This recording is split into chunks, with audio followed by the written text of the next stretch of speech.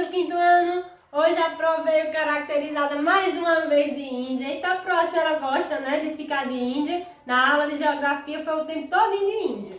Bom, não ser pro Camila, ser Índia hoje. Bom, hoje nós vamos falar sobre os primeiros habitantes do Brasil. Por isso que hoje eu vim aqui, ó, caracterizada aqui para representar esse povo tão importante para a nossa história, para a nossa cultura, para o que a gente herdou até hoje, certo? Então, como já estudamos desde o primeiro ano até o quinto ano, e vamos estudar ainda mais, os índios foram os primeiros habitantes do Brasil. Isso mesmo. Mas vieram aí o pessoal, né? Veio aí o pessoal lá da Europa, os portugueses, e acharam que descobriram a terra nova, né? E começaram a querer colonizar, tirar as riquezas. Mas antes que eu dê continuidade a essa história, eu quero que vocês prestem atenção nessa musiquinha que eu vou colocar para vocês agora, certo? Que vai começar a falar um pouquinho sobre essa chegada dos portugueses aqui no Brasil.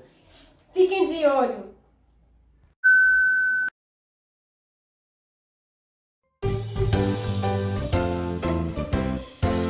Senhor Cabral foi navegando, para a Índia ele foi buscando, entre naus e caravelas, enfrentando o mar revolto.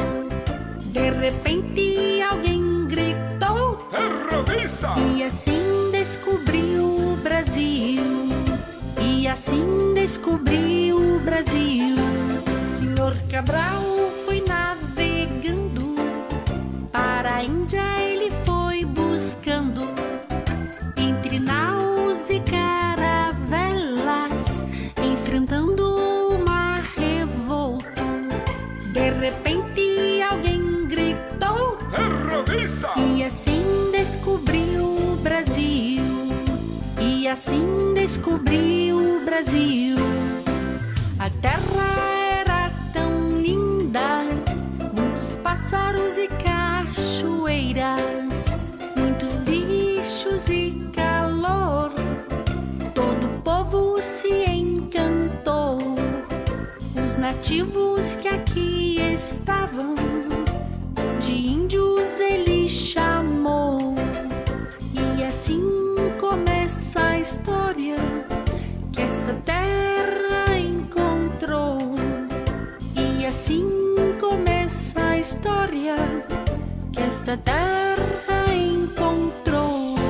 Viram que legal? Bom, agora ela vai contar mais um pouquinho da história, né? Que só foi um pedacinho. Bom, então quando eles chegaram aqui, encontraram nossos nativos, dos índios, e começaram a estabelecer uma relação com eles. Então, eles tinham muitas coisas no navio dele, muitas bugigangas, muitos utensílios, e para o índio era novidade, né? Então, assim, faziam uma espécie de troca. Essa troca chama-se de quê? Escambo. Quando eu falar escambo, eu falo em troca. Eu troco isso por um favor, né? Então, foi isso que eles começaram a fazer com os índios. Então, para o índio era novidade. Aquilo ali era algo, nossa! Começava a mexer nas coisas, colares, anéis, pulseiras, espelho, pente, coisas que pra gente é simples, mas para eles são novidades, né? Então, aí o pessoal, quando viram aquele povo que já estava nessa terra, que achavam que não tinha ninguém, então ficaram admirados com o jeito deles. Mas daqui a pouco eu falo sobre isso. Bom, os índios eles se organizam geralmente de quê? Essas são as ocas, né? As ocas funcionam como se fosse o quarto deles, porque a casa deles, na verdade, é tudo isso aqui, a natureza. Então, as aldeias, elas são organizadas assim, ó, em círculos. Vocês estão vendo aqui, ó, que são um ao lado da outra, os círculos, né? E aqui já fica um espaçozinho para fazer os rituais, né? A questão das atividades aqui. Então, aqui são os quartos e aqui é a casa, certo? Então, para eles, a natureza é a casa e as ocas, no caso chama ocas, né? Elas só são um quartinho para eles se abrigarem. Bom, e para fazer essas obras eles precisam de quê? De elementos da natureza, palha, madeira, né, e tudo mais. Bom, lembra que eu falei que que os portugueses, que os índios ficaram admirados com tudo aquilo? Mas os portugueses ficaram admirados também com aquele pessoal diferente deles, né, as características. Então, tinha um escrivão no navio, nas caravelas, chamado de Pero Vaz de Caminha. Pero Vaz de Caminha, que é esse senhorzinho aqui, ó. Pero Vaz de Caminha vinha na expedição de Cabral, né? E ele escrevia tudo, anotava tudo durante a viagem, né? Então, ao chegar na terra, ele não ia perder a oportunidade também de descrever a rica terra. Então, o que foi que eles fizeram? O que foi que ele fez, aliás? Observando tudo, começou a descrever a feição dos índios. Então, vamos prestar atenção aqui na leitura da Pro, a leitura de um pedacinho da carta de Pero Vaz de Caminha. Então, aqui é uma carta onde Pero, ele descreve como são as características dos indígenas. A feição deles é serem pardos, maneira de avermelhados.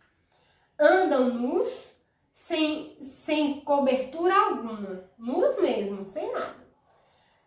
Ambos traziam o beiço de baixo furado e metido nele um osso branco e verdadeiro, osso de animais, né? Ossos de animais. Os cabelos deles eram escorridos, eram corredios, aliás. Então, corredios era aquele cabelo lisinho. Então, eu vou explicar essa parte. Vocês já ouviram falar dessa expressão que é o pessoal da pele vermelha? Então, porque ele é descrito assim, porque devido às pinturas, né, deles e tudo mais. E o pessoal europeu é um povo da pele mais branca. Então, para eles eram diferentes. Traziam o beiço que a gente fala, essa partezinha aqui, na nossa boca, né? Furado. Eu vou mostrar para vocês a imagem que Pero Vaz encontrou desses índios. Tá vendo aqui, ó? Nossa, será que não dói? Mas é uma cultura que eles têm de fazer isso, né? Colocar aqui madeiras ou ossos de animais aqui nos beiços, como falou Pero Vaz de Caminha, né? Na boca, nos lábios. Beiço que Pero Vaz falou são os lábios, certo?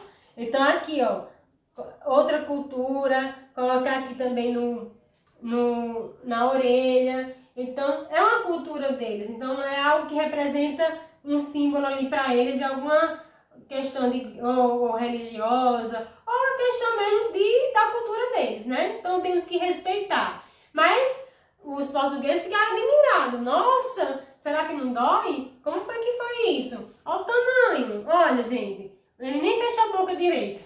Bom, os grupos etnolinguísticos. Então, aqui tinham né, grupos, né, que se diferenciavam em relação à língua, né? Tínhamos o Tupi, o Magrogê ou Tapuia, o Aruaque, Caraíba e os Tupiniquins, que foram os primeiros a entrar em contato com os portugueses. Então, quando eles chegaram aquelas caravelas, né? Então, quem teve o primeiro contato foram os Tupiniquins, certo? Lembra que a Pro sempre falou que se os portugueses não tivessem colonizado a gente, né? A gente não falaria português. Se a gente fosse índio, a gente ia falar o quê? O Tupi-Guarani. Se a gente fosse colonizado pelos franceses, a gente falaria hoje francês. Bom, Taba. A Pro trouxe aqui uma descrição aqui sobre o significado.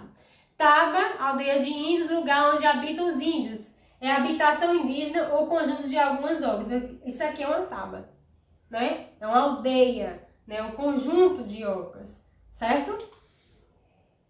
Elementos de destaque. Esses elementos aqui são os elementos que os índios produziam para caça, para pesca, para a questão até de utensílios domésticos, também para música, porque eles realizavam os casamentos deles, a questão religiosa deles, né? Então, aqui são os instrumentos musicais, maraca, flauta e tudo mais. Aqui são os cestos feitos de palha. Essas palhas eram encontradas aonde? Na própria natureza. Tudo isso aqui, aliás, tudo isso aí é tirado da natureza. E aqui os arcos e flechas. Aqui vamos falar sobre a organização das tribos. Bom, todo lugar tem uma hierarquia, né? Então, na organização dos índios, o que é isso, a hierarquia? Por exemplo, tem o patrão, tem outro que é subordinado ao patrão, depois tem o empregado, tudo mais. Então, isso é uma hierarquia. Nos índios, eles têm uma organização, certo? Então, o cacique, que eu coloquei aqui uma imagem representando o cacique, ele é o chefe dos índios. É aquele que vai organizar os índios, que vai comandar, né? Temos também o cacique, ou pajé, falando já do cacique. O pajé é o chefe espiritual, né? Ele tem a ver mais com a questão de conhecer a cura de algumas ervas, com ervas, a questão religiosa. Então, a questão espiritual é o chefe religioso da tribo, certo? Bom, se eu falei sobre religião, né? Eu estou falando da religião do índio, que é uma religião politeísta. Então, quando eu falo em religião politeísta, eu estou falando que é aquela religião onde acredita em vários deuses. Nós acreditamos em um só, né? Então, os índios, eles acreditam em vários deuses. Eles acreditam que os deuses estão em cada elemento da natureza. Por exemplo, vamos ver aqui. Aqui a Pro botou só uma imagem aqui das questões dos festejos, né? Casamento, rituais, dança que eles fazem, dança da chuva e tudo mais. Pronto. Se eu falei que os índios acreditam em vários deuses, vamos conhecer alguns deuses dos índios. Temos o sol, né? Que o Guaraci, que é o deus do sol. Então, Tupã, o deus do raio e trovão. Jaci, deus da lua. Então, esses são os deuses que os índios acreditam, né? Que é uma religião o quê? Politeísta. Bom, divisão do trabalho. Lá na casa de vocês, papai e mamãe já organizam tudo direitinho, ó. Fulaninho vai arrumar a cama. Fulaninho vai secar os pratos. Já meu irmãozinho ali vai lavar o prato, a mamãe vai cozinhar, o papai vai lavar o carro e sai uma divisão de trabalho, certo? Até aí tudo bem, né? Bom, na aldeia também existe a organização de trabalho. Por exemplo, as mulheres vão fazer uma coisa, os homens outras. Vamos ver aqui o que as mulheres fazem na aldeia. Atividade agrícola, desde o plantio até a colheita. Então, quando é plantar, colher com elas mesmas. Coleta de frutas, produção de farinha de mandioca, farinha de milho, né? Preparação de comida, cuidado das crianças e confecção de redes, cestos, materiais, utensílios que eles fazem. E os homens, Os homens têm que fazer alguma coisa, né? Vamos deixar eles lá de boa? Não. Eles fazem a derrubada das árvores, preparação da terra para o plantio, caça e pesca, confecção de arcos, flechas e canoas, construção de moradias, expedições guerreiras e proteção da tribo. Então, assim, se é para proteger aquela aldeia, aquela tribo, tem que ter os homens, certo? Então, até porque tem conflitos entre uma tribo e outra. Então, tem guerras, né? Entre uma tribo e outra. E as crianças vão ficar sem fazer nada, pronto. As crianças, elas já vão aprender com os adultos. Aqui, por exemplo, os meninos indígenas são chamados de curumins, certo?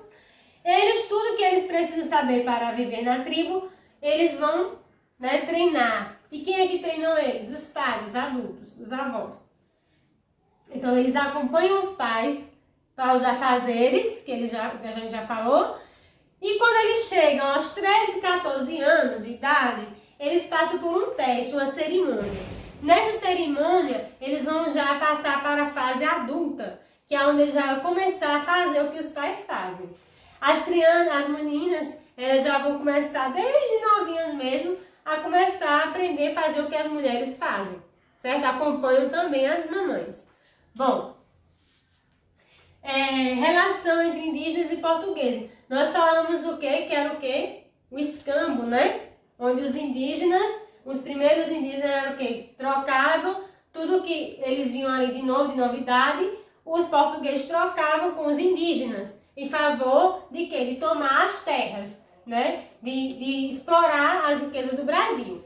Então, era novidade. Então, isso aqui é o escambo, né? Que eu já falei para vocês. E, só que teve um detalhe. Outras tribos não aceitavam o escambo. Eles não queriam que os portugueses tomassem as terras deles assim, na maior. Então, para isso houve lutas. Então, muitos índios morreram, né? Muitos índios morreram em relação à violência mesmo. E outros até morreram com vírus que vinham do pessoal branco. Então, se eles nunca tinham pego nenhuma doença, eles pegaram agora, né? Pegaram, e muitas doenças vieram de propósito. Por quê? Era uma maneira, eles sabiam que os índios eram desprotegidos, o corpo não tinha imunidade. Então, o que acontecia? Davam roupas para esses índios, os índios vestiam essas roupas infectadas, muitas vezes de rubéola. Rubéola é um vírus muito perigoso e que, para os índios que não conheciam essa doença ainda, o corpo deles nunca tinha visto, acabavam morrendo. Então, foram milhares de índios morrendo por doenças e por mortes violentas, certo? Mas, com o tempo, né, como a Pró falou que teve muitas mortes, então, a quantidade de índio que tinha naquela época, de indígenas, não é a mesma que tem hoje. Então, vocês veem por aí índios aí a todo instante? Não, né? E era para até ter, porque já que eles eram são os verdadeiros habitantes, né, daqui, era para ter mais. Então, como a Pró já explicou o que foi que houve, as mortes e tudo mais, teve que vir a interferência de um órgão chamado de FUNAI. Vamos ver o que significa FUNAI.